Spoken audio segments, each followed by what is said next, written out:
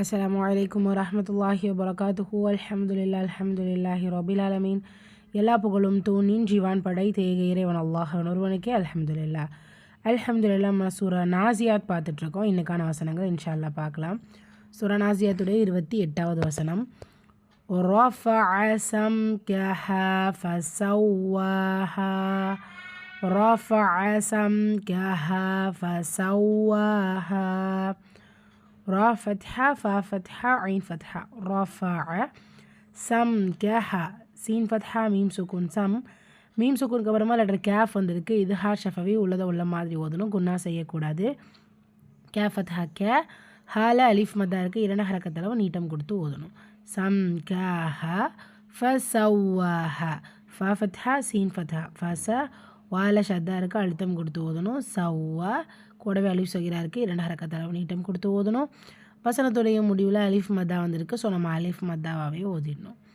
ரஃபஅ சம்கஹா ஃபஸவ்வாஹா. சூரா நாசியாத்துடைய 29வது வசனம். وأغطش ليلها وأخرج ضحاها وأغطش ليلها وأخرج ضحاها واو فتحة همزة فتحة غين سكون பெற்று வந்திருக்கு. தா ஃபத்ஹா பெற்று வந்திருக்கு. தா இஸ்தீலா வலின எழுத்து, அதற்கான உச்சரிப்பு கொடுக்கணும்.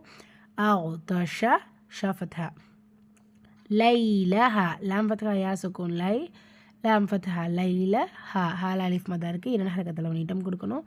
வாவ் ஃபத்ஹா ஹம்சா ஃபத்ஹா வா ஹா சுக்கூன் பெற்று வந்திருக்கு. ஹா வல்லின எழுத்து, அதற்கான உச்சரிப்பு கொடுக்கணும்.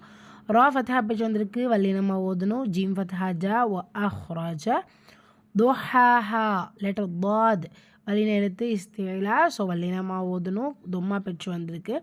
பு ஹா ஹா இந்த ஹா ரொம்ப லைட்டாக சொன்னால் போதும். இதில் அலிஃப் சகீரா இருக்குது, இரண்டு ஹரக்கத்தெல்லாம் நீட்டம் கொடுக்கணும். வசனத்துடைய முடிவில் அலிஃப் மதா வந்திருக்கு, நம்ம அலிஃப் மதாவாகவே ஓதுவோம். وأغطش ليلها وأخرج ضحاها. இரண்டு வசனத்தும் சேர்த்து ஓதிடலாமா? பிஸ்மில்லாஹிர் ரஹ்மானிர் ரஹீம். رفع سمكها فسواها وأغطش ليلها وأخرج ضحاها. அல்ஹம்துலில்லாஹ். அடுத்த ரெண்டு வசனம் இன்ஷா அல்லாஹ் நாளை வகுப்பில் பார்க்கலாம். அஸ்ஸலாமு அலைக்கும் வரஹ்மத்துல்லாஹி வபரகாத்துஹு.